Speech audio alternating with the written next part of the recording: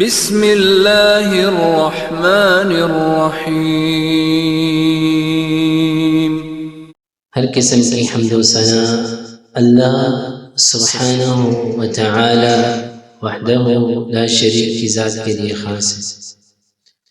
درود و سلام سرتاج رسل امام الانبیاء جناب محمد الرسول اللہ صلی اللہ علیہ وسلم کی ذات اقدس۔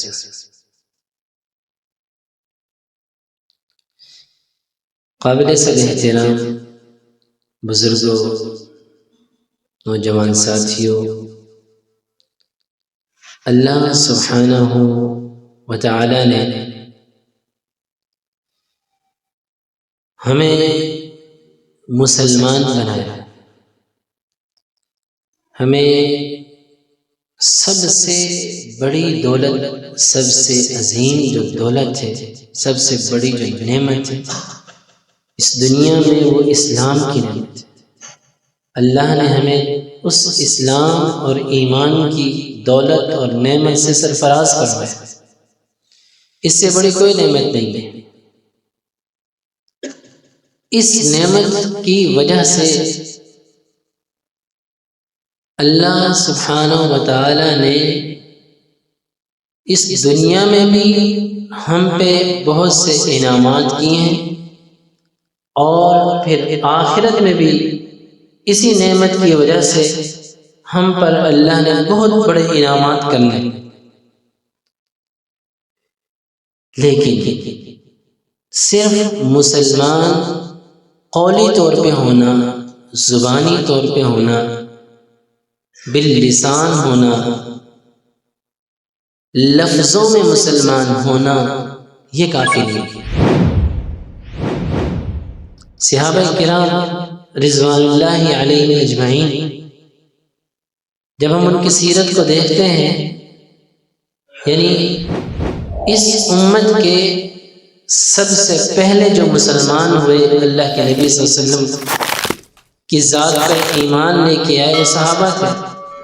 جب ہم ان کی سیرتیں پڑھتے ہیں تو ہمیں نظر آتا ہے کہ واقعتاً وہ معزز تھے زمانے میں مسلمان ہو کر، یعنی صحیح معنوں میں جسے مسلمان کہا جاتا ہے وہ صحابہ تھے۔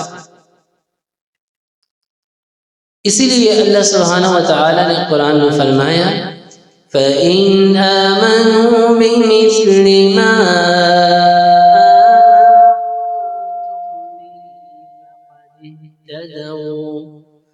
وَإِن تَوَلَّوْا فَإِنَّمَا هُمْ فِي شِقَاقٍ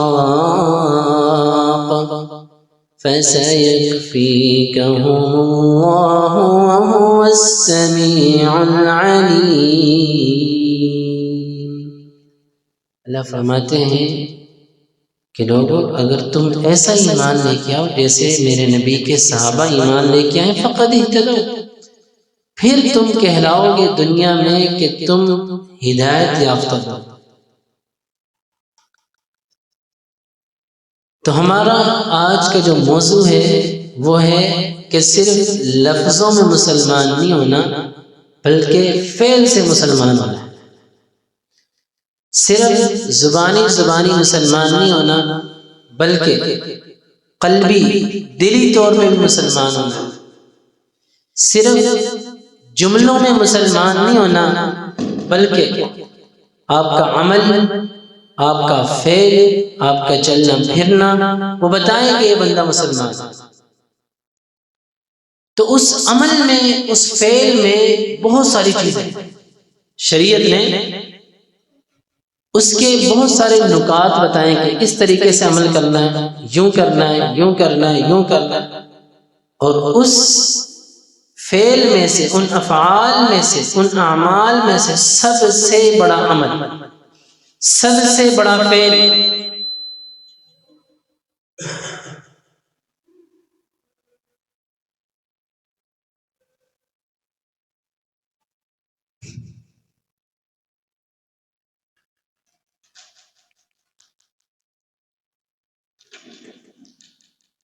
ان اعمال میں سب سے بڑا جو عمل ہے وہ نماز ہے۔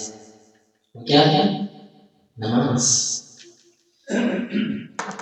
نبی مکرم صلی اللہ علیہ وسلم نے فرمایا اول ما يحاسب به العبد يوم القيامة الصلاة۔ قیامت کے روز، قیامت کے دن اللہ سبحانہ و تعالیٰ سب سے پہلے جس چیز کا سوال کرنا، حساب کرنا، پوچھنا جانا، اس کے بغیر اگلے سوال ہو ہی نہیں سکتے، وہ نماز ہے۔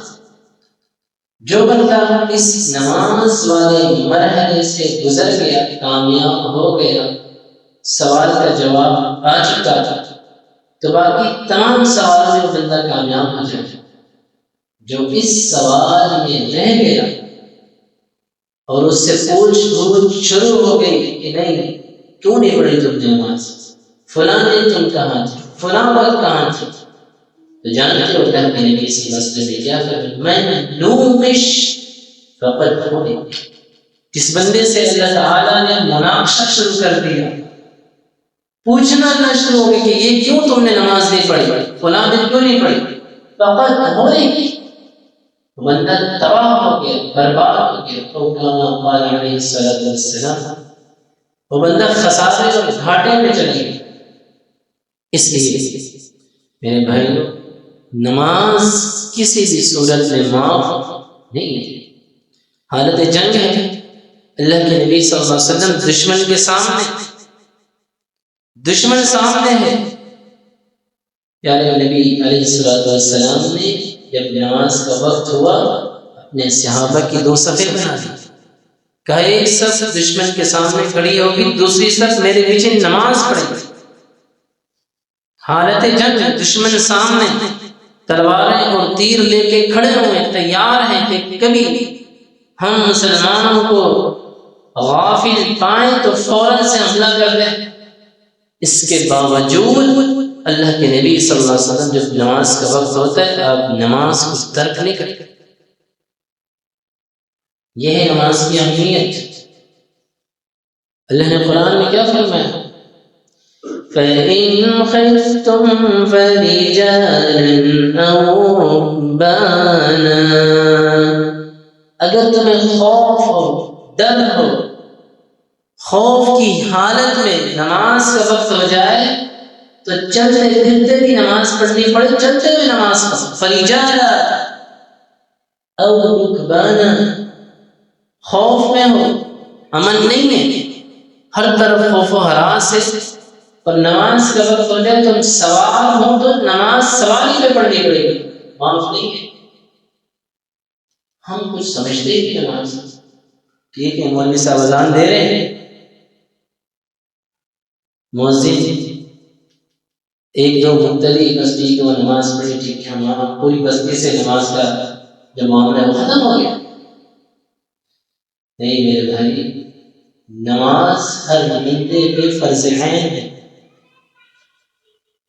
کبھی آپ نے یہ سوچا ہے کہ چلو دو چار بندے نماز پڑھنے جاتے ہیں، بس وہ کھانا بھی نہیں کھا لے گئے، پھر سوچا میں کھانا نہیں کھاؤں،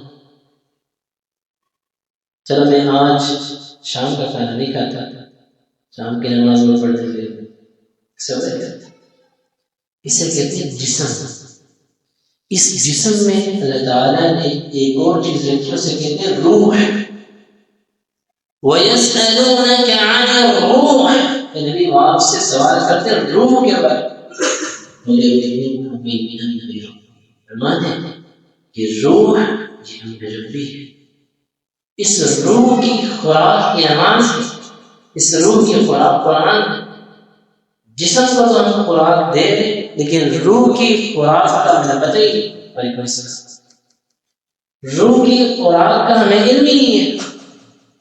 اگر علم ہے تو ہم اسے وہ خوراک پہنچائیں گے۔ روح دن بدن آئے روز وہ کمزور ہوتی جا رہی، جسے کہتے ہیں روحانیت، روح سے روحانیت، وہ روحانیت آہستہ آہستہ مر جاتی ہے۔ انسان پھر سخت دل ہونا شروع ہو جاتا ہے، پھر جب تکلیفیں آتی ہیں، عذاب آتے ہیں، پریشانیاں آتی ہیں، تو پھر ہم اس وقت بھی نہیں سمجھ رہے ہوتے کہ اب چلو اللہ کی طرف دوڑ پڑے. یہ تو بتاتی رہتی کہ نہیں نماز کی کوئی معافی. جانتے ہو اگر اس کی اہمیت سمجھنا چاہتے ہو صحیح بخاری کی اس حدیث کو دیکھو.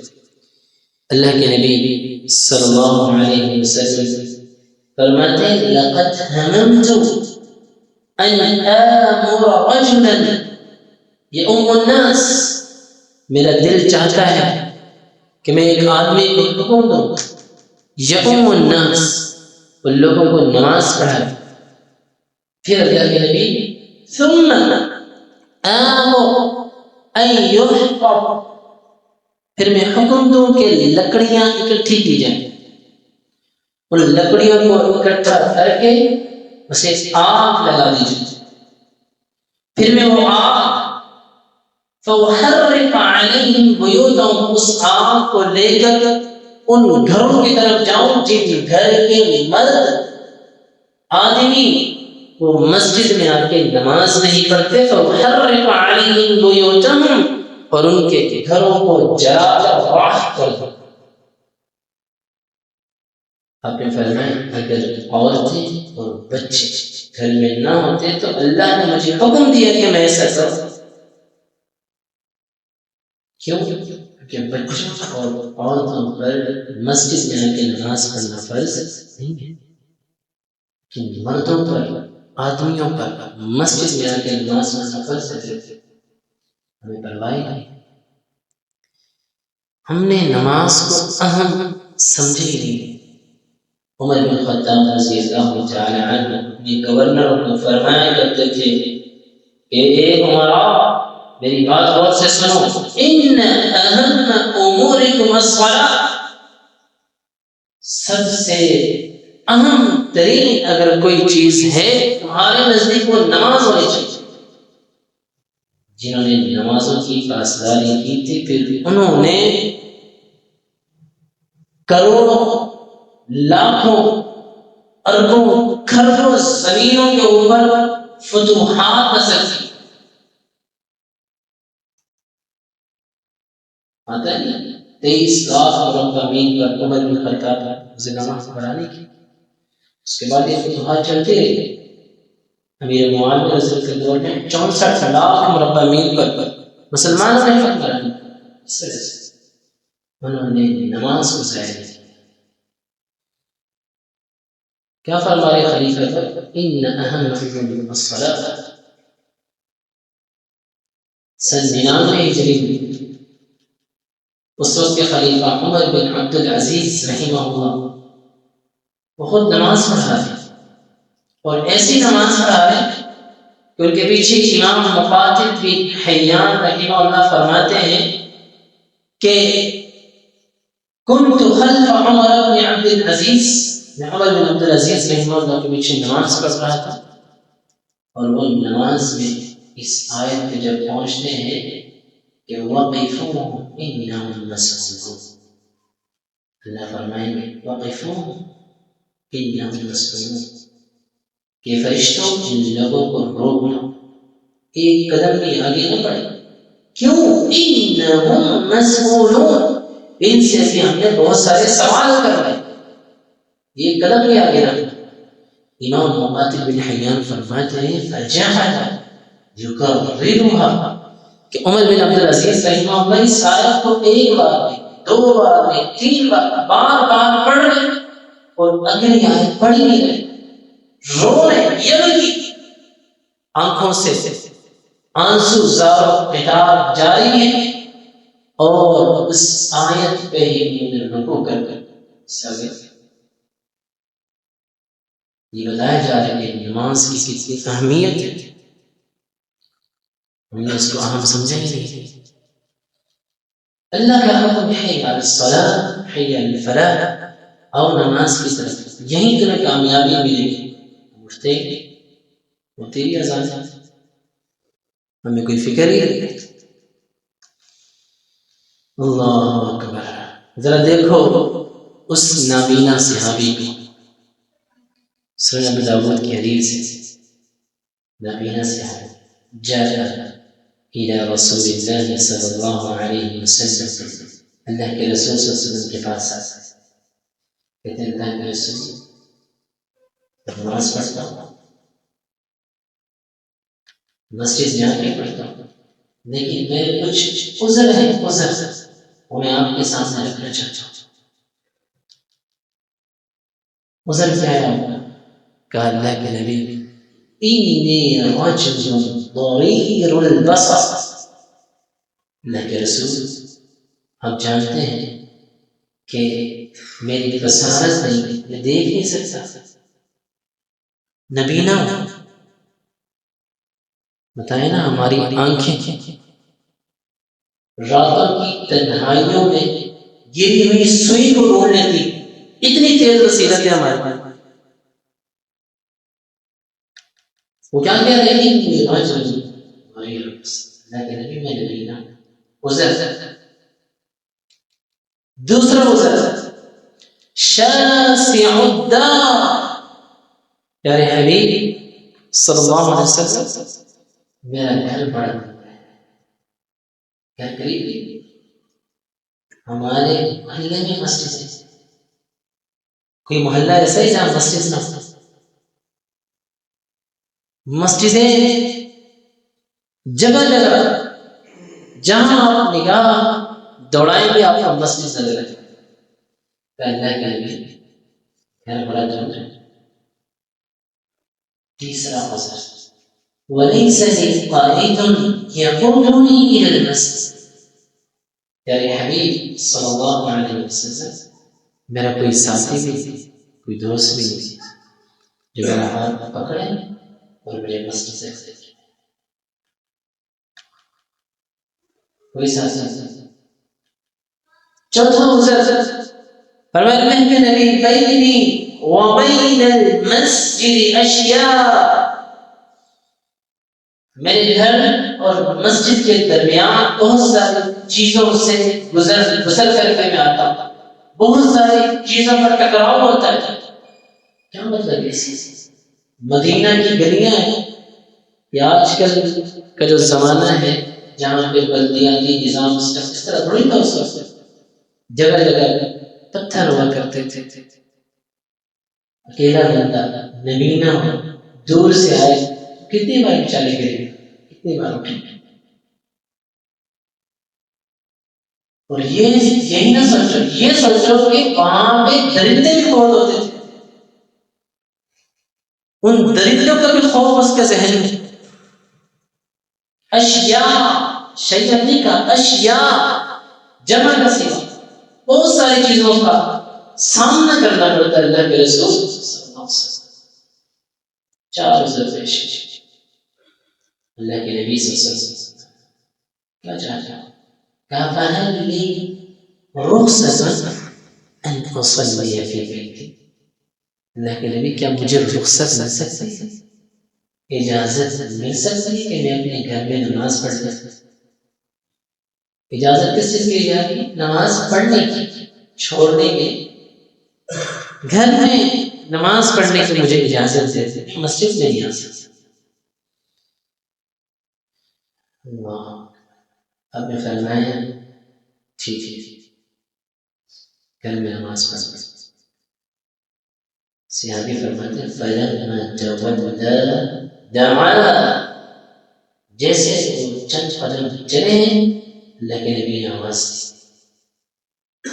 بلایا، کہا ایک سوال کا جواب دو، هل تسمع النداء، کہ تمہیں اذان کی آواز آتی ہے، سنتے ہو اذان؟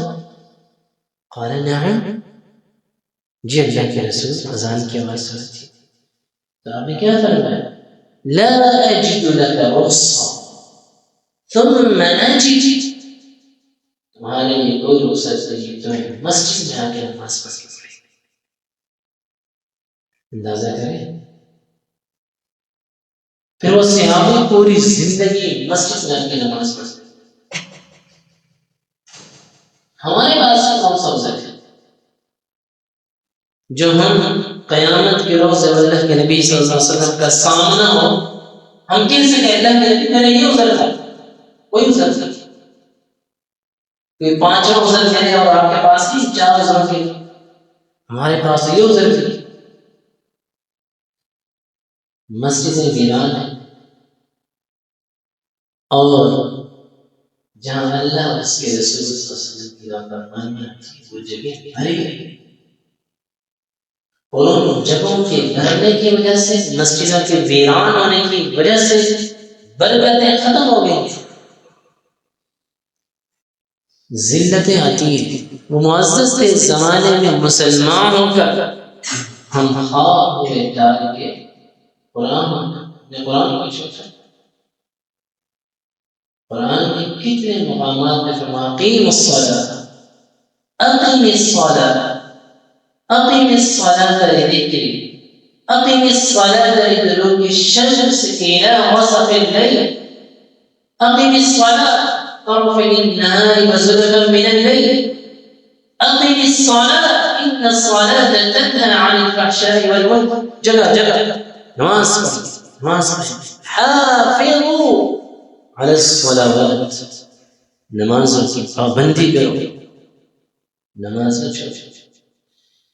کتنا اللہ تعالیٰ نے بار بار حکم دیا، کس کو حکم دیا؟ کفار کو حکم دیا، غیر مسلم کو، یہ ہم مسلمانوں کو، یہ اہل ایمان کو حکم دیا۔ تم نے زبان سے لا الہ الا اللہ پڑھ لیا، محمد رسول اللہ کہہ چکے ہو، اور پھر اطیعوا اللہ اطیعوا الرسول، آنا پڑے گا۔ مسجدیں بھرنی چاہیے، کوئی بھی وقت اذان کا ہو اور آپ سب اپنے سارے کام ترک کر دو، مسجد کا رخ کرو۔ ہم نے کچھ سمجھا نہیں وہ نماز، پتہ ہے کتنا بڑا اس کا انعام اور پھر کتنی بڑی بڑی اس کی سزا ہے، وہ بھی سن کتنا بڑا انعام ہے اس کا اور کتنی بڑی سزا۔ انعام جانتا کیا؟ صحیح بخاری کے حدیث اللہ کے نبی صلی اللہ علیہ وسلم ایک مرتبہ صحابہ کے ساتھ بیٹھے، آپ نے فرمایا کہ میرے صحابہ ذرا آسمان کو دیکھو۔ صحابہ نے آسمان کی طرف دیکھا، فرمایا هل تضامون فی رؤیت هذا القمر، اس قمر کو، اس چاند کو تم دیکھ رہے ہو، کیا کچھ مشکل محسوس ہوتی اس چاند کو دیکھنے؟ کیا کوئی پریشانی کا سامنا ہوتا ہے چاند کو دیکھنے؟ قلنا لا یا رسول اللہ، ہم نے کہا نہیں اللہ کے رسول، کوئی مشکل نہیں، آسانی کے ساتھ ساتھ۔ آپ نے فرمایا اب اس کا مثال کیوں دی؟ اب اس مثال کی حقانیت اور اس مثال کا عملی پہلو دیکھیے کیا تھا۔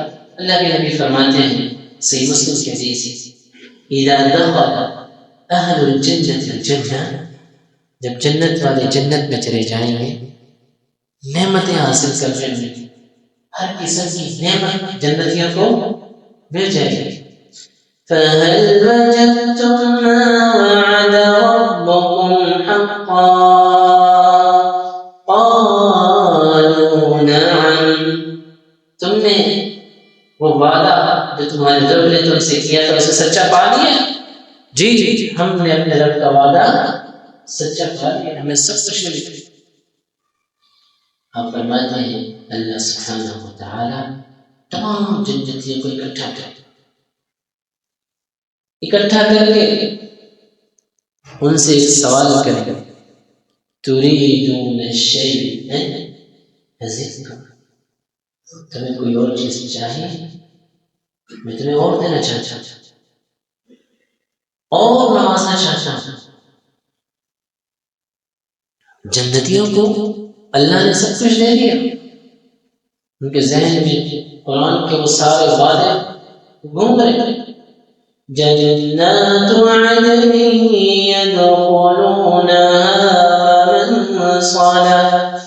ومن صلح من آبائهم وأزواجهم وذرياتهم.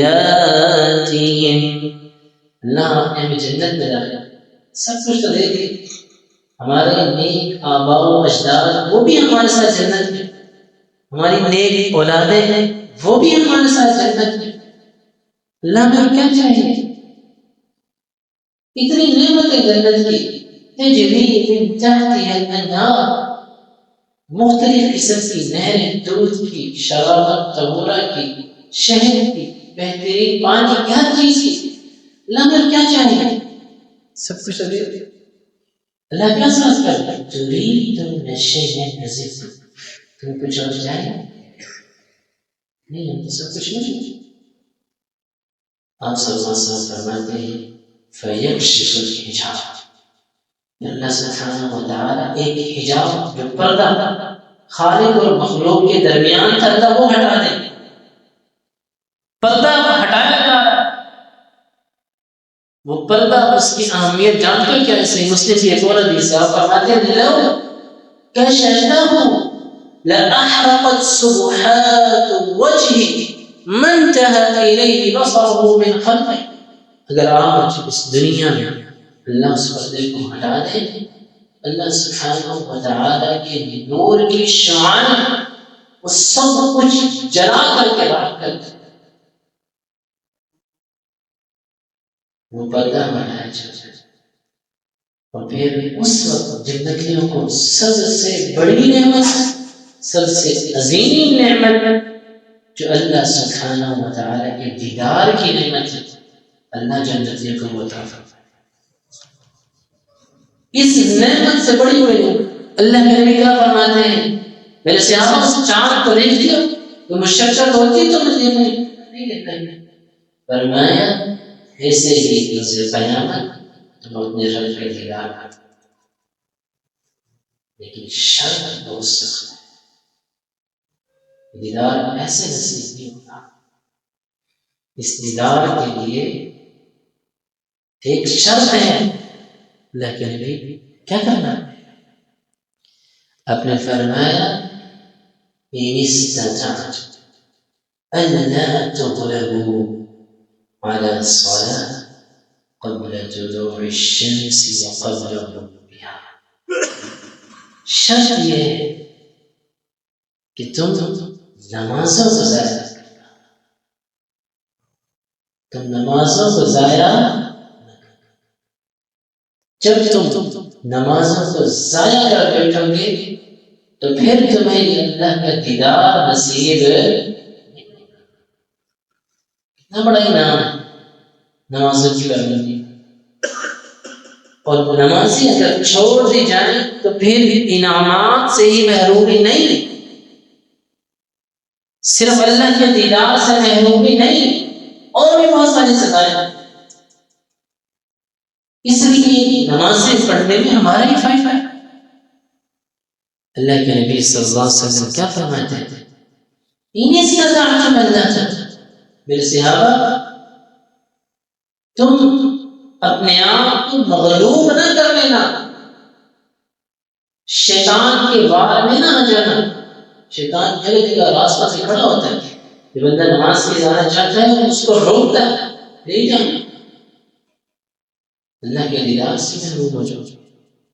اللہ قرآن میں کیا فرماتے ہیں؟ فرمایا وجوہ یومئذ ناظرہ إلى ربها ناظرة ووجوه يومئذ باسرة تظن أن يفعل بها فاقرة. میں کچھ چہرے تو رب کا دیدار کر رہے ہوں گے لیکن کچھ چہرے باسرة، ان پہ سیاہی مل دی جائے گی. اسی صورت میں سورۃ قیامت کے اندر اللہ نے اس کو جواب آتا ہے کیوں؟ فلا صدق ولا صلى. یہ وجہ تھی کہ یہ بندہ نمازیں نہیں پڑھتا تھا. یہ صرف انعام سے محرومی نہیں بلکہ سورہ مدثر کے اندر اللہ فرماتے ہیں کلا والقمر واللیل ادبر والصبح اذا اسفر. اللہ فرماتے ہیں میں قسم اٹھا کر تمہیں سمجھانا چاہتا ہوں. اللہ نے قسم بھی چاند کی اٹھائی. اللہ کے نبی نے مثال چاند کی تھی. اللہ نے قسم بھی کس کی اٹھائی؟ مجھے چاند کی قسم ہے. اور پھر ساتھ اللہ تعالیٰ نے قسم رات کی اٹھائی. اللہ نے نماز کے ساتھ رات کا ذکر کیا. اللہ کے نبی نے نماز کے ساتھ رات کا ذکر کیا. والصبح اذا اسفر. اللہ تعالیٰ نے قسم پھر صبح کی اٹھائی. اللہ نے نماز کے ساتھ صبح کا ذکر کیا. اللہ کے نبی نے نماز کے ساتھ صبح کا ذکر کیا. اللہ تعالیٰ نے یہ تین قسمیں اٹھا کر کے یہ بات سمجھا دی کہ دیکھو اب تمہیں میں ایک منظر دکھانا چاہتا ہوں, ایک سین دکھانا چاہتا ہوں. قیامت کا منظر ہے. فی جنات یتساءلون. جب جنتیوں کو ہم جنت میں بھیج دیں گے یتساءلون عن المجرمین, پوچھیں ان لوگوں سے ما سلککم فی سقر, تم جہنم میں کیسے آ گئے؟ تم تو دنیا میں ہمارے ساتھ تھے, کٹھے رہتے تھے, جہنم میں کیسے گر گئے؟ ہم جنت میں تم جہنم میں کیوں؟ اللہ فرماتے ہیں ان کا پہلا جو جواب ہوگا کہیں گے قالوا لم نک من المصلین, ہم نماز نہیں پڑھتے تھے. جہنم میں جانے کی سب سے بڑی اور پہلی وجہ جو ذکر کی جا رہی ہو کیا ہے؟ ہم نماز نہیں پڑھتے. وَلَمْ نَكُ نُطْعِمُ الْمِسْكِينَ, ہم غریبوں کا خیال نہیں کرتے تھے, انہیں کھانا نہیں کھلاتے. وَكُنَّا نَخُوضُ مَعَ الْخَائِضِينَ, ہم دنیا کے کاموں میں ہی مصروف رہتے تھے. وَكُنَّا نُكَذِّبُ بِيَوْمِ الدِّينِ, اس دن کا, قیامت کے دن کا ہمیں ذرا احساس نہیں تھا. ہم نے مرنا بھی ہے, مرنے کے بعد رب کے سامنے پیش ہونے, سوال ہونے, انعامات بھی ملنے اور پھر سزائیں بھی ملنی ہے, ہمیں کوئی اس کا احساس نہیں تھا. اللہ فرماتے ہیں جانتے ہو یہ ایسے لوگ ہوں گے کہ فَمَا تَنْفَعُهُمْ شَفَاعَةُ الشَّافِعِينَ, اللہ ان کی کوئی سفارش میں قبول نہیں کرے گی. کہتے ہیں نا بیٹے کو آپ سے قرآن بنا لیا تو سفارش بنا ایسے ایسے. فما تنفعهم شفاعة الشافعين, جو اللہ نماز نہیں پڑھتا اس کے حق میں کوئی سفارش ہی نہیں کی جائے گی. ما تنفعهم. اللہ فرماتے ہیں جانتے ہو ان کا حشر کیسے ہوتا ہے؟ انہم حمر مستنفرہ, قیامت کے روز ایسے دوڑ رہے ہوں گے جیسے جنگلی وحشی گدھے دوڑ رہے ہوتے. اللہ ان کو گدھے بنا دے گا. فرت من قصوى, فرمایا جیسے گدھے شیر کو دیکھ کے کیسے دوڑ رہے ہوتے ایسے دوڑ رہے.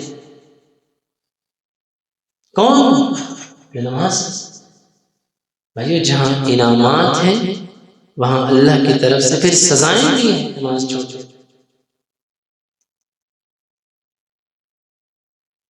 ایک اور سزا اللہ قرآن میں فرماتے ہیں وَمَنْ أَعْرَضَ عَنْ ذِكْرِي فَإِنَّ لَهُ مَعِيشَةً ضَنْكًا وَنَحْشُرُهُ يَوْمَ الْقِيَامَةِ أَعْمَى. اللہ فرماتے ہیں جو ہماری یاد سے, ہماری نماز سے ہم سے منہ موڑ لیتے ہیں, ہم کہتے ہیں حی علی الصلاۃ اور نماز کے لیے, اسے کوئی احساس نہیں, کوئی پرواہ نہیں, وہ ہمیں نظر انداز کرتا. یہ اللہ تعالیٰ کا انداز ہے من اعرض, جو مجھے نظر انداز کرتا. کہ اللہ کو نظر انداز کرنا فإن له معيشة ضنكا. اللہ فرماتے ہیں اس بندے کی پہلی سزا دنیا میں اس کی معیشت, اس کا گزر بسر اس کا روزگار، اس کی تجارت، اس کا بزنس بند کا، ہم اس کو تنگ کر کے رکھے، اسے ہماری پرواہ نہیں، پھر ہمیں بھی اس کی کوئی پرواہ نہیں۔ وَنَحْشُرُهُ يَوْمَ الْقِيَامَةِ أَعْمَىٰ، قیامت کے روز ہم اسے اندھا کر کے اٹھائیں۔ نابینا سے ہم کتنے عذر پیش کر رہے ہیں کہ مجھے گھر میں نماز پڑھنے کی اجازت نہیں، کوئی اجازت نہیں، مسجد میں آ کے پوری زندگی میں نماز پڑھیں، تو وہ نبینا صحابی قیامت کے روز بصیرت والے ہوں گے اور اللہ سبحانہ و تعالیٰ کا دیدار کریں۔ فرمائیں جو ہم سے موڑ لے، نحشرہ یوم القیامت اعمیٰ، ہم قیامت کے روز اسے اندھا کر دیں۔ جو اندھا کر کے قیامت کے روز اٹھے، کیا ان اندھی آنکھوں سے اللہ کا دیدار کر سکتا؟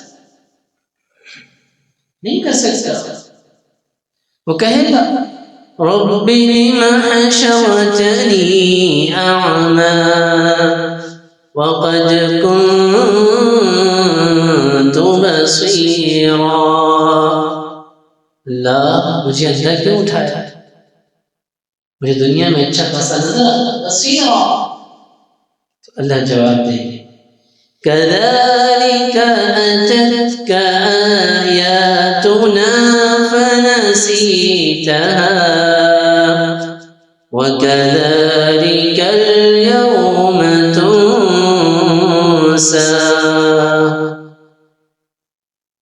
ہم نے تمہیں بصیرت سے نوازا تھا اور تمہارے پاس ہماری آیات پڑھی جاتی تھی، لوگ آئے تھے پڑھ پڑھ کے سناتے تھے، سمجھاتے تھے، فنسیتها، لیکن تو نے ان کے پیغام کو، ان کی باتوں کو، ان کے میسیجز کو، ان کے اعلان کو، ان کے پڑھی ہوئی قرآنی آیات کو نسیتها، اس کان سے سن کر دوسرے کان سے نکال دیا، دل تک لے کے نہیں گئی، اثر ہی نہیں کیا،